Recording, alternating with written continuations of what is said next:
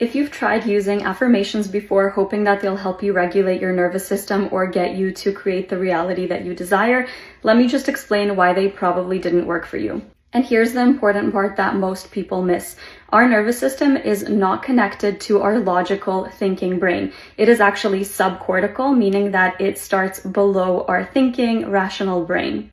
This means that it's not connected to the part of your brain that understands logic, language, or reassurance. So if you've tried telling yourself before, I'm safe and everything is fine, your nervous system cannot understand that language. It's like speaking Spanish to someone who does not understand Spanish. The language that the nervous system does understand is called somatics, and the word somatic means of the body. So anything that originates in the body, that is a language that your nervous system can understand. So think using your senses, breath, movement, what you see, feel, hear, what you can touch, and what you can taste. Your nervous system acts like an internal smoke detector, and every millisecond of every day of your life, it's asking, is this safe, dangerous, or life-threatening? Is this safe, dangerous, or life-threatening? And it makes that decision by referencing a database of all of your past experiences, stresses, traumas, etc. In that moment, logic is temporarily turned off, and you might actually start to notice that you're reacting like your childlike self,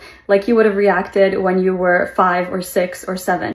And this sense of danger in your body arises before you can even logically think about it or reflect on it. That's why so much of the suffering that we see is not actually rooted in the present moment. It is about what has happened years ago, maybe even decades ago. And unfortunately, there's no amount of talking yourself out of it or using logic to get out of that fear or out of that sensation of danger that you can do to regulate your nervous system. But the good news is that when we learn to speak the language of the nervous system, which is somatics, as I mentioned earlier, we can actually work with the nervous system to reshape it and to get it to become unstuck. Our work is to show and not tell our nervous system that we're safe.